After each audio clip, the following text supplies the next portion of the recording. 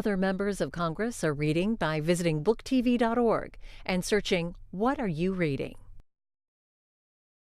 John Lott's discussion on gun control is up next from our coverage of last week's Libertarian Conference, Freedom Fest. Are you with the people here? I'm a volunteer with Americans for Prosperity, and we are moderating and assisting on this type of stuff in the room. So, All right. give me 1 second, I'll call IT or get AV here in a minute. Okay. All right. Well, I guess we're having a little bit of technical problems here, but hopefully they'll be taken care of soon. I hope you all know who I am. My name is John Lott. I'm president of the Crime Prevention Research Center. I've been an academic most of my life, chief economist at the U.S. Sentencing Commission, and I've had positions at a variety of different universities like the Wharton Business School, University of Chicago, Stanford, Yale. But I'm going to talk to you a little bit about some of the misimpressions that people have about guns and crime. Normally, I'm a very empirical guy, so I would go and show you lots of graphs and stuff. I'm a little bit stymied on that, given the technical issue that we have here, but there's still lots of issues that we can go and talk about. So just off the top of my head, a couple of the claims that we frequently hear about. One is that background checks go and stop about 3.5 million dangerous, prohibited people from obtaining guns. I mean, everybody wants to try to stop criminals or other people who might be dangerous from being able to go and get a hold of guns. The problem is that the claims that are made simply aren't correct. You know, rather than saying 3.5 million people have been stopped from buying guns, what they should actually say is that there have been 3.5 million initial denials, and that almost all of those are mistakes.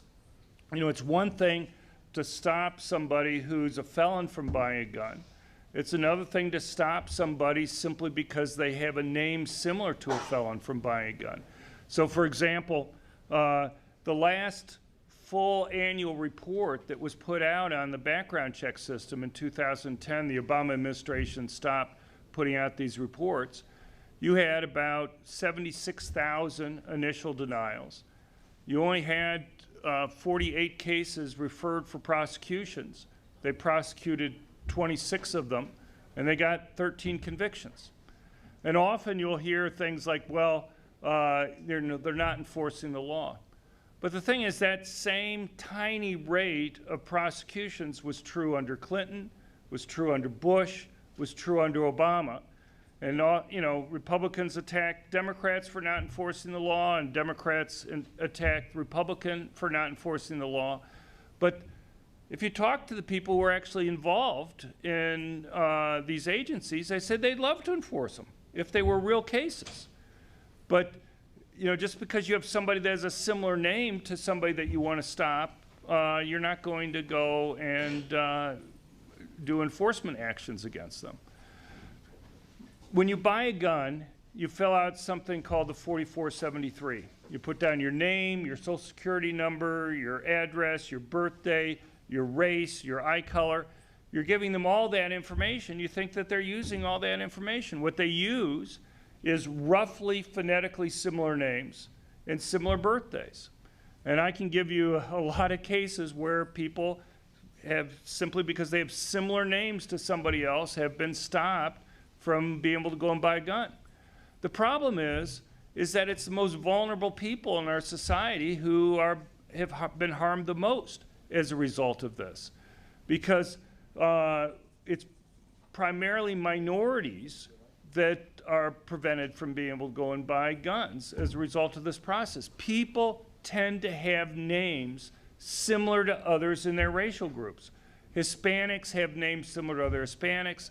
Blacks have names similar to other blacks. 30% of black males in the United States are legally prohibited from owning guns because of past criminal history. Well, whose names do you think their names are most likely to be confused with? Other law-abiding, good black males who want to go and defend themselves and their families. You know, you can go and appeal when you have these types of mistakes. The problem is that it costs money. Most people are going to find it necessary to go and hire a lawyer to go and help them. And you know, it can cost $3,000, can cost up to $10,000 in order to go through the legal process to fix it through something that's absolutely no fault of their own. So not only are you having it so that minorities are overwhelmingly being stopped, but it's basically middle income and poor blacks and Hispanics. They're being stopped. My research, if it convinces me of anything, it's that the people who are most likely to be victims of violent crime, poor blacks who live in high crime urban areas, they're the ones who benefit by far the most for having a gun to be able to go and protect themselves. You know, it'd be great if the police were there all the time to protect people, but the police themselves know that they virtually always arrive on the crime scene after the crime's occurred, and that raises real questions about what people should do when they're having to there we go. Hold on a second. Okay, now we're set. Real questions about what they should do when they're having to confront a criminal by themselves. So let me just finish up with that, and then I'll go to the main thing that I was going to talk about, and that is it'd be easy to fix this problem. There's really no reason why these mistakes should be occurring. You know, if companies do criminal background checks on employees all the time. If companies, when they did background checks on employees, had an error rate that was 1/100th the error rate that the federal government has, they'd be sued out of existence. If you ever want to go and debate somebody who's pushing these types of background checks, just ask them why it is that we don't have the federal government having to meet the same standards for doing criminal background checks that the federal government demands that private companies have to meet. If a private company just used roughly phonetically similar names, Democrats would be screaming bloody murder that would result in discrimination against minorities. Well, why, if that's good enough to require that private companies do, why not go and require that the government has to do the same thing? But if you bring this up to gun control advocates, they will be screaming poison pill and say that you're just trying to defeat the measure. I personally think the reason why they fight so hard against it is because it's a lot better to say there's 3.5 million dangerous or prohibited people who've been stopped from buying guns than to go and say, you know, it's 35,000 or something like that. And even when you look at those numbers, it's these are not dangerous criminals. These are usually people who didn't realize that they had made a mistake. I'll give you one example, probably one of the more egregious examples. There was a man who was 65, his wife who had gotten threats at her job. She was going to get a concealed carry permit. He decided that as a gift he would go and buy her a handgun. He went into a store, filled out the paperwork there. It turns out that 43 years earlier he had gotten into a fist fight with his brother in their front yard. The neighbors had called the police.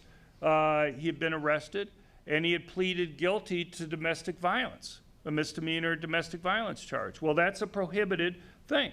And the prosecution argued that he surely didn't forget that he had this prohibition there, and that he should have understood when he was filling out the form and signing at the bottom saying that everything was correct there, that he was in fact prohibited from buying a gun, but he was convicted of perjury and sentenced to 3 years in jail.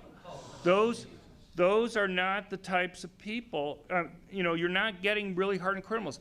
Criminals may be stupid, but they're not so stupid that they go to somebody who's going to do a background check when they know they've spent 2 years in jail and they're prohibited from being able to go and do that. So, I mean, it'd be nice if these things could be fixed. They'd be easy to fix. And I've often told people in the gun control movement for 20 years that if they fix some simple things, they could easily get these types of background checks on private transfers passed. the fact that they will fight against even what I regard as very reasonable changes indicates to me that they're not really interested in getting this passed. What they're more interested in is just making it difficult for law-abiding citizens to be able to go and get guns. So I want to go through some of the common claims. I don't know if you can see the thing here, but some of the common claims that are made. One of the most common claims is that the United States is unique in terms of firearm homicides. And here, I'll just be showing you some graphs that are in the New York Times or in a publication called Vox, which have gotten a lot of attention over time. I don't know what to do here. And, hello, is this on?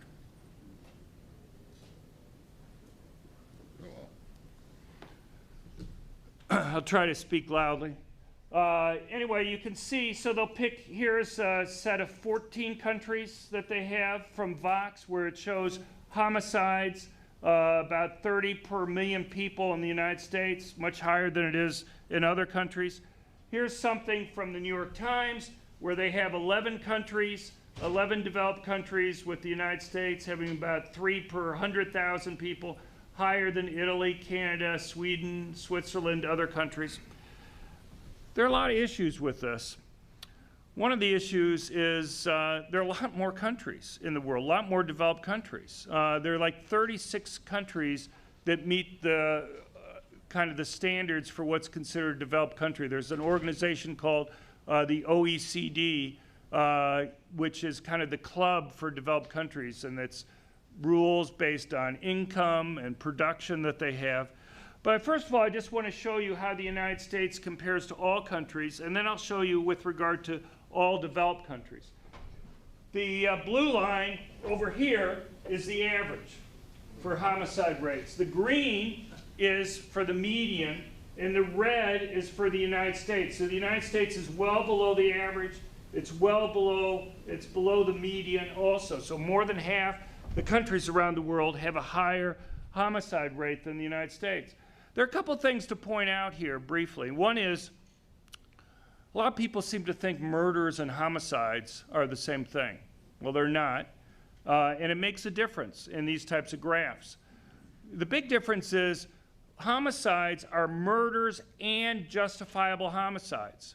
It's not really clear to me why you want to lump together justifiable homicides along with murders. I mean, justifiable homicides are cases where a police officer is being threatened by a criminal and has to kill the criminal, or a civilian uses a gun in self-defense. The United States has a lot more justifiable homicides than other countries. That would lower our ranking, cut our rate by about 20% or so from what we have here, and would make a significant difference. Most countries don't, the vast majority of countries don't report murders. They just report homicides, and that makes one difference there. What people often do when they make comparisons across countries is to look at not homicides, but firearm homicides. And if you look at firearm homicides, the average is up here. The United States is over here, much higher than the median. So why is the United States so much higher in terms of firearm homicides than we are in terms of total homicides? Well, if you look at the graph carefully, what you can see is the lines look a little thicker. There are a lot fewer names there. 45% of the countries in the world don't report firearm homicide data. And the countries that don't report firearm homicide data are the countries that tend to have the highest homicide rates. So the reason why we look relatively high in terms of firearm homicides is that the countries with the high homicide rates aren't reporting the firearm homicide rate data. So it's not that we're really higher than the other countries, it's just that they're just not providing the data for those other countries, and that makes us look relatively worse. There's no reason to believe that we're particularly high in terms of firearm homicides if you actually had the data for all the countries. And I'll just mention, on both of these graphs, some of the really worst countries, don't report the data or don't report them very accurately. You know, you have places like Chicago or Philadelphia which have had corruption issues in terms of accurately providing crime data. Well, that's something that we actually see quite common in other countries. And if you just look at developed countries, you can see there are some developed countries that have much, much higher homicide rate data than we have here in the United States. Brazil is about 6 times higher than what we have here. Russia is much higher. Chile, Estonia in the most recent years is actually a little bit higher than what we have here in the United States. One thing that's a little bit misleading, I just point out, and that is, I think it's misleading to talk about a U.S. homicide rate because it varies so dramatically across the United States. 2% of the counties in the United States account for over half the murders in the United States. And if you ever look at what, and they make up a little bit over 20% of the population, but if you look at what's called a murder map, which will graph out where the murders occur in different counties, what you'll find is that basically within about a 10-block area within those high murder counties, you're going to find over half the murders occurring there. So they're very heavily concentrated in very tiny areas within the United States. And basically it's drug gang related.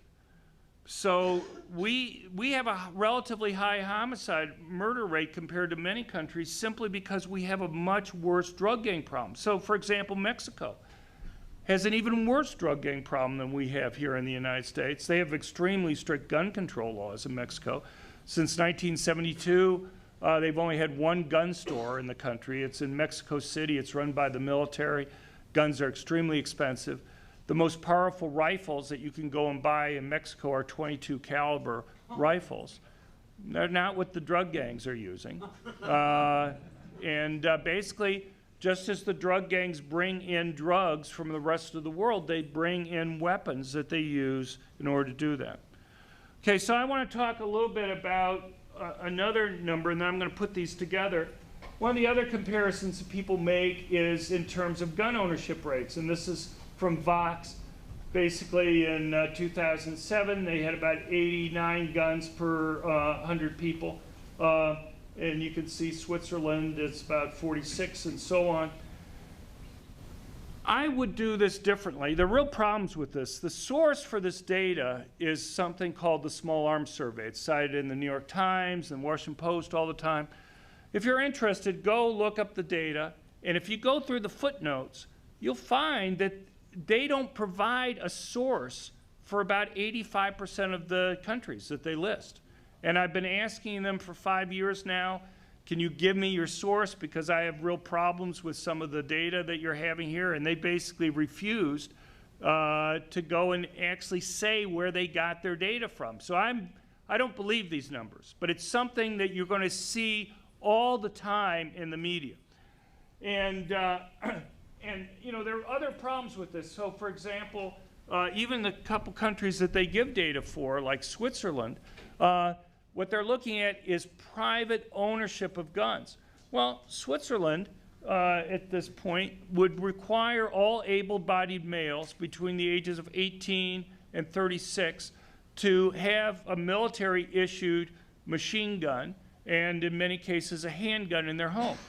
Now, is it the ownership of guns that matter or the possession of guns that matter? I would think if you're worried about people behaving responsibly or irresponsibly with guns, the possession of what guns should matter rather than the ownership.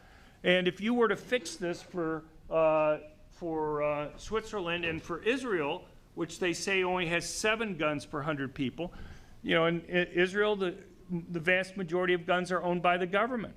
And, you know, you may be in possession of a gun for 40 years, but the government technically owns it. Well, how do you count that? They ignore this. If you were to fix that, both Switzerland and Israel, in terms of possession rates, are higher than what we have here in the United States. And you get similar types of claims here. So, for example, one of the claims you'll see is that the United States makes up over 4% of the world population, but 42% of all civilian-owned guns in the world are in the United States. There are lots of problems with this beyond the fact that it's based on this non-existent data for a lot of countries. But even the countries that they do have data for, they will rely on a survey. And let me give you an example of the problems with the surveys. Canada, for example, if you look at surveys of long gun ownership in the early 1990s or even the mid-1990s, you'll find about 8.5 million Canadians on surveys would say that they own long guns. Well, when they started the long gun registry in the late 90s, all of a sudden the surveys could only find about 3.5 million Canadians that would say that they own long guns. Now, it could be that you had about 5 million Canadians that sold their guns instantly, or you had them destroy their guns. But you would imagine if you had 5 million Canadians that were all of a sudden selling off their guns, it would have been noticed by the media a little bit. The gun stores might have noticed people en masse trying to turn in their guns. Nothing like that is talked about. In fact, there was some increase in sales, it looks like, at that time. But you can imagine that once you have a registry and you have somebody calling you up on the phone asking whether or not you own a long gun, you may think it's from the government or something, and you may be reticent, if you were breaking the law, to go and tell them, yeah, I have a gun and I haven't registered it, I'm behaving illegally here. So there are real reasons to believe that this number is pretty worthless for multiple reasons, that it's tremendously exaggerates the U.S. share there. So let's put these numbers together. So on the one thing, I've talked about homicide rates or firearm homicide rates across countries. I've also talked about gun ownership rates. Oh, one other thing about gun ownership rates. What you really want to do is not look at a number of guns per 100 people. I would argue you'd want to look at the percentage of the population that owns guns. So I could have 1% of the population own 100 guns each, or I could have 100% of the population own 1 gun each. If I'm talking about issues of self-defense or people behaving improperly, it seems like knowing the percent of the population with guns is a lot more useful number than going and looking at the number of guns per 100 people. But they use the number of guns per 100 people, and you get this type of graph then that shows gun ownership here, and they'll look at gun-related deaths here, and they'll get this positive relationship with the United States being way out there all by itself. And here's just my own graph showing homicide rates and this measure of gun ownership. I'm only including some of the developed countries in here. This is not including like Russia or Brazil here, and I'll show you what happens when you change the graph in a minute. But let's say we were to ask a question, and the question is, what can the United States learn from other developed countries, excluding some of the ones with really high homicide rates like Russia and Brazil? And if you ask that question, what you find is, in fact, the countries with this measure of homicide and gun ownership, which I have problems with, but since you see these graphs in the New York Times and places like that, I just want to kind of let you know how sensitive the results are. You find that, in fact, looking at all non-US countries, there's a negative relationship, that more guns are associated with a slightly lower homicide rate than you would have gotten previously. Now, if you add in these high homicide countries like Brazil and Russia, it makes it even more negative, even if you include the United States in there. See, the thing is, with the United States supposedly way out here by itself, again, I'm using their low numbers for guns for Switzerland and for Israel over here.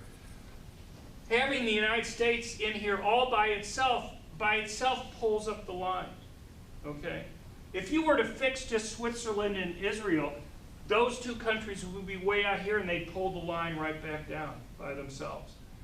So I just want you to know kind of how sensitive these results are and how it just depends on one observation in there and how they're excluding some of the other observations that are there. So if you were to go and look at all countries, not just developed countries, again, you find that the countries that have the most guns have the lowest homicide rates. And you can look at it for firearm homicides. Again, you find that the countries with the most gun ownership rates have the lowest homicide rates. But, and we see this also in terms of mass public shootings, the claims.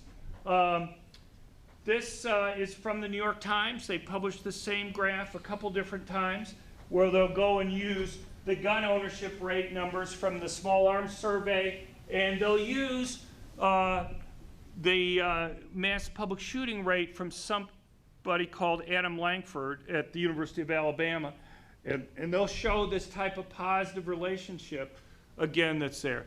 There are a couple problems with this. One, when Langford started putting out these numbers and when the New York Times was using it, he wouldn't give out the list of mass public shootings around the world. He claimed that from 1966 through 2012, 31% of all the mass public shooters in the world were from the United States, 202 from the rest of the world over those 47 years, 90 from the United States. And that got massive coverage. President Obama was constantly citing these claims during his administration to claim that the United States was unique in terms of mass public shootings, way out there. So anyway, I asked him for the data. I got even gun control advocates to ask him for his lists of mass public shootings around the world. He refused to give it out for years. And so finally, a couple years ago, I decided to bite the bullet. In the Crime Prevention Research Center, you can find our list of the cases from around the world at our website at crimeresearch.org. We bit the bullet, spent about $70,000. I don't know how to find cases where 4 people are shot in Africa or parts of South America in the 1960s or the 1970s. And he never explains how he could get a complete list of all these cases from the 1960s or the 1970s. We just looked at the last 15 years of the period of the 47 years that he looked at. And rather than the 202 shooters over the whole world outside the United States over 47 years, we found over 3,000 in just the last 15 years.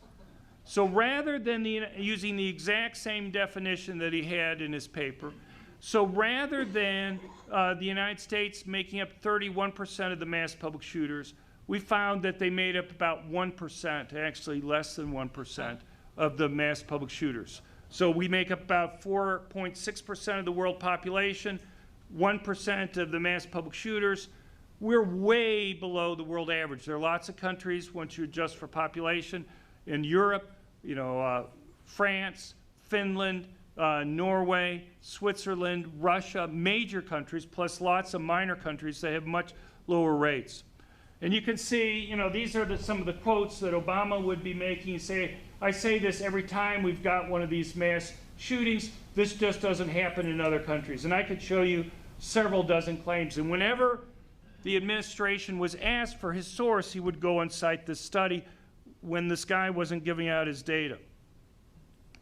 So, and I can show you lots of comments from media people who had asked him over the years for his data, and he would refuse. He's giving it out now, but it turns out he only included cases where one shooter was involved. With Columbine, you have 2 shooters, except for that. But and also he's missing lots of even one-shooter cases. So anyway, we put our list together. And if you look at the number of people killed per 100,000 people, and the gun ownership rate, rather than getting the positive relationship, you get this negative relationship. Countries with more guns have fewer people killed in mass public shootings. If you look at the rate of mass public shootings, and this is even removing the most extreme cases that are there, you still get a negative relationship that countries with more guns have it. Now, there are lots of other myths that are out there. I'll just mention a couple that we can have quickly go through. One is, how many guns do Americans own? If you look at places like the New York Times, this is from a graph in the New York Times, they're going to argue that gun ownership has been falling over time, that now about 30% of American households own a gun. And the one survey that they rely on is something called the General Social Survey. I'll give you a story. A few years ago, I got a call from a producer at ABC News. They were doing a series of stories about the risks of guns in the home. And I was talking to her for about an hour and a half, and towards the end of the conversation, she made the comment, she said, well, at least this won't be too much of a problem in the future because fewer and fewer households are having guns. And I said, well, I'm not really sure. I said, I assume you're relying on the General Social Survey, and she said, yeah. And I said, do you know that ABC News, that you have your own survey, and your own survey doesn't show the drop, that it shows that it's basically flat over time as the percentage of the population? And she didn't believe me. And so I said, well, I can send you a copy of your own survey. And so I did that. And a couple days later, ABC News has this series of stories on the evening news, on Good Morning America, on Nightline, on 2020, about the study that they'd done about the risk of guns in the home. All the time when they would mention it, mentioning the fact that gun ownership is falling and that only 30% of American households own it. This is ABC News' own results. That looks pretty flat to me as compared to the one that they ended up using. But they didn't even mention that they had their own survey that showed very different results. Now, just to give you an idea, there is this survey, the General Social Survey, that shows it. Here's the most recent surveys from a lot of different sources. ABC News, General Social Surveys, Quinnipiac, CNN, Pew, Gallup, CBS, YouGov, Monmouth University, NBC, Wall Street Journal. Now, I just mentioned there's a couple issues with this. One is these surveys are often done shortly after a mass public shooting. And so there's issues there about whether all the news there might affect whether people will say they own a gun or not. But you can go and see here, I basically have 3 lines here. The blue line shows the percentage of people in the survey that said their household owned a gun. The burnt orange are those who basically refused to answer the question. And then the green is apportioning the burnt orange in proportion to the percent that said they owned a gun. So if you have 5% that refused to answer and half the people in the survey said that their household owned a gun, then you take 2.5% and add it on to the other, just to give you kind of a range. And you can see here, the one that you almost always see used in the news, the General Social Survey, is the real outlier here. You look at the ones from the recent ones from the Wall Street Journal, NBC News, or Monmouth. They have 47% of the population that say households own guns. If you kind of adjust it, as I was saying, basically you're pretty close to half of households say they own a gun. And there's reasons for believing that this even underestimates it. I'll just give you one out of many reasons, and that is married women are much less likely to say a gun is owned in the home than married men are. Now, it could be that the guy has a gun and he's not telling the wife about it. I suppose that's a possibility. Or it could be that guys lie about owning guns when they don't own a gun. My guess is the opposite may be more likely to be true. But another thing is that women, particularly after you have one of these mass public shootings, might be reticent to go and say that a gun's in the home, or they may just be reticent to go and tell people that they are, how they defend their families. But there's good reasons to believe that when you adjust this, you actually will end up with more than half the households owning a gun. And so why do they pick this one low survey number that they keep on using time after time? And I think the reason why they do that is they want to make gun owners feel somewhat isolated, make them feel that fewer and fewer people are wanting to go and own guns over time. I'll give you one example just for the GSS survey. If you look at Illinois, you have to have a FOID card to be able to go and own a gun in Illinois. It's a license to own it. There's been a huge increase. It's almost doubled over the last 15 years or so. Where at the same time, the GSS survey for Illinois it claims that there's been about a 30% drop in gun ownership over that period of time. So you have fewer people saying they own a gun in the survey. At the same time, you've had this huge increase in the number of FOID cards that are there. The other thing you can look at is number of concealed carry permits. In 1999, there were about, or 1998, there were about 2 million concealed carry permit holders in the United States. There are about 18 million right now that they have concealed carry permits. And even that underestimates the increase, because back in 1998, you only had one state that was a constitutional carry state where you didn't have to have a permit to carry. Now you have 16 states that are constitutional carry. And so people in those states don't need to get a permit to carry. And in fact, when the state no longer requires a permit, you get a permit to carry outside your state for reciprocity, you actually see the number of permits basically level off or even fall a little bit, even though you know the number of people who are legally carrying has gone up. So even that change from 2 million to 18 million really underestimates the growth that you've had there. It just gives you an idea that gun ownership rates have been changing a lot more than people might think. I'll just mention one other survey really quickly. This is on a different question. And this is on whether or not you think teachers should be armed. And if you look at all adults, slightly more adults are against teachers being armed than supported, about 48% to 43%. If you ask people who have school-age kids whether teachers should be armed, the people that kind of have the most skin in the game, so to speak, their own kids are the ones who are at risk there. They strongly support teachers being able to go and own guns. They have about 59% support being able to own guns. The opposition to teachers having guns basically comes from adults that don't have kids. You know, one of the things that we frequently hear is about the risks of people having guns. Concealed carry permits actually provide some very interesting data on this, because what you find is that we have all these 18 million permit holders, but they're incredibly law-abiding.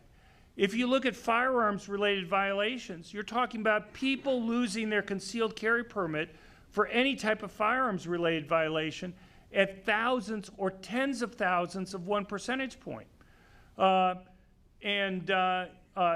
Police are rarely convicted of firearms violations. They're convicted of firearm violations at about less than 1/20th the rate of the general population. But permit holders are convicted of firearms violations at about 1/10 the rate that police officers are. So police officers are rarely convicted, and permit holders are even much less rarely convicted. I could go through this numbers. One thing you'll frequently hear about is guns and suicides. And one of the claims is that, well,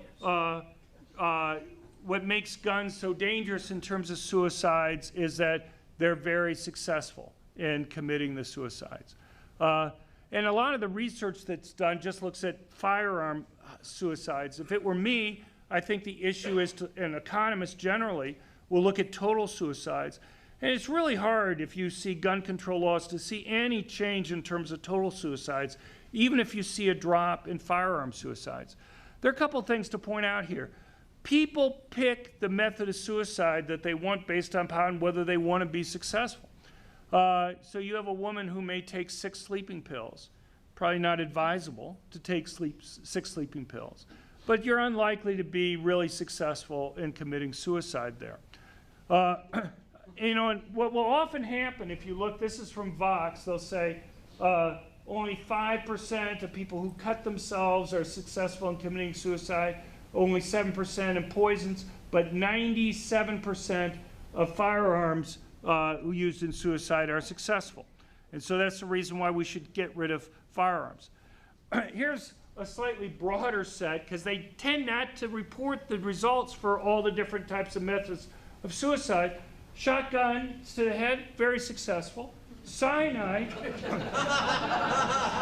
cyanide is about 98% successful in committing suicide. Gunshot to the head, also about 98%. Explosives, about 97%. I don't know if you've ever been to Japan. Japan, for many years, has had a big problems with people going in front of trains. And you get hit by a train, you're gone. And that's about 97% successful. Jumping from a height, like a bridge or a building, that's almost as successful. Hanging is over, 93% successful rate there. So there are lots of ways of committing suicide, which are also similar in terms of, quote, success rates, in terms of committing suicide, if that's what you want to try to do there. And interestingly enough, there's some data that most of these other types of suicides are actually less painful than shooting yourself. Now, there's one other thing I want to try to go through quickly, and that is just the claim about Australia. This is something that we hear about all the time, and that is Australia had a gun buyback in 1996 and 97. The claims is it reduced firearm homicides by about 60%, had a similar drop in terms of firearm suicides.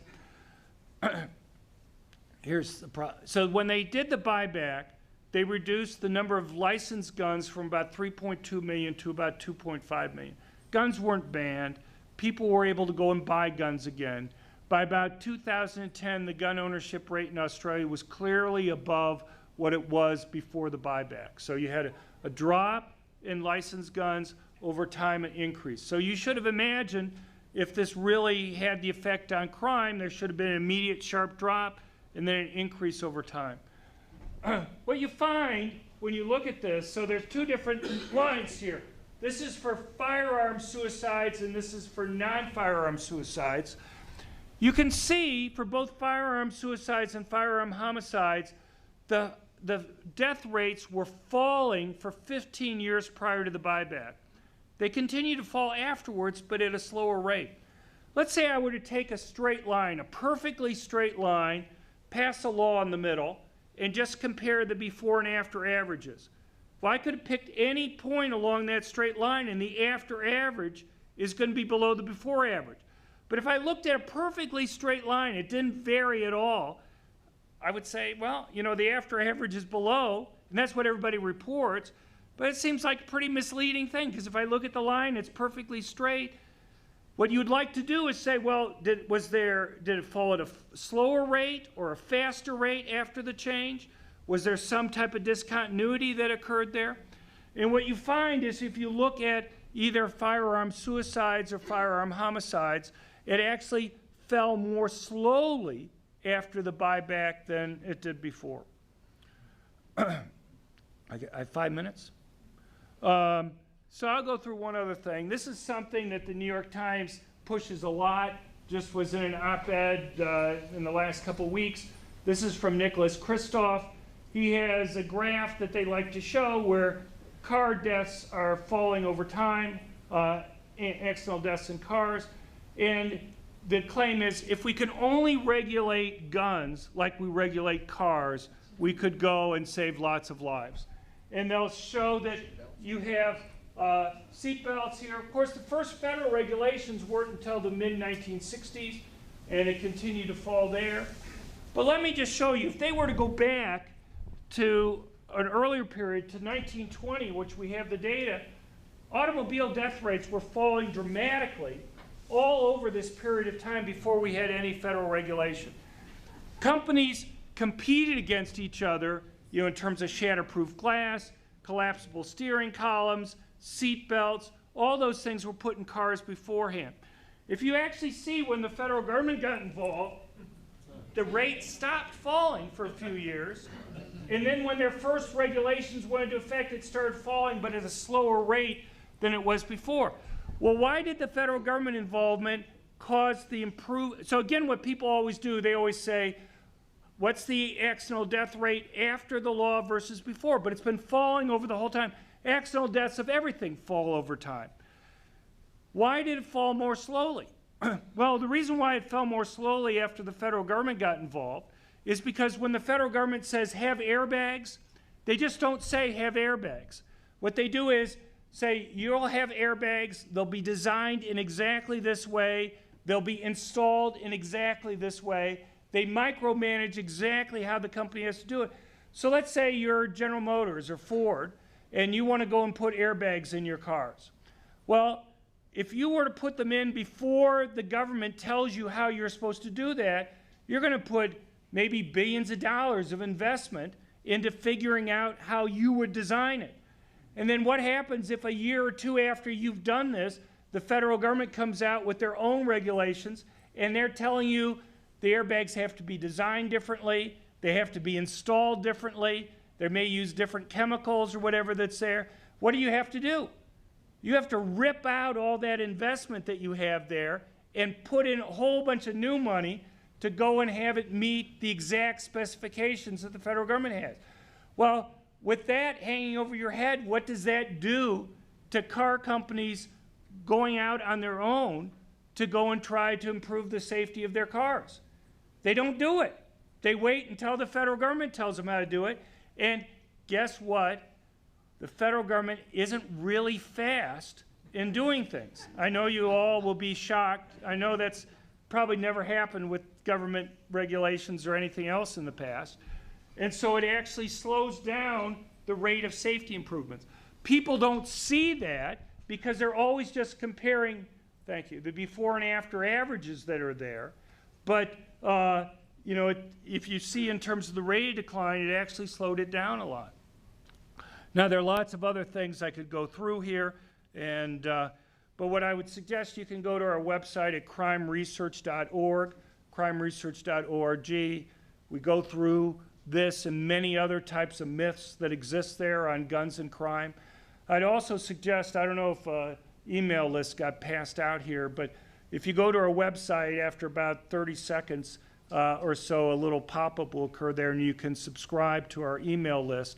And every couple weeks, the Crime Prevention Research Center, we're a group of academics around the country that do research on these questions, and we'll have kind of the current topics that are there. I don't know, how many people subscribe to our email list? A few people. Do you like it? You find it useful? Okay, he's shaking his head yes. So anyway, we both are. Anyway, I think you'll find it useful. We're basically a group of academics from Harvard, University of Chicago, the Wharton Business School, University of Michigan, William and Mary, other places that do research on these things, and we try to make sure that people are educated along the lines that I've been talking about so far. I'll be going back to our booth. If you'd like to go back there and talk more, I'd be happy to talk to you afterwards. I guess we're crimeresearch.org. Just the words crimeresearch.org. Thank you very much.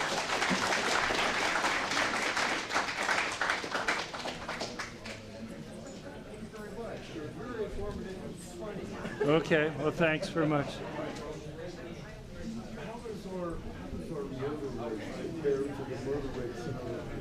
Well, that's what I was showing. No, but if you take the suicides out, That's what I was showing. oh yeah? Yeah, that's what I was showing. I was showing you homicide.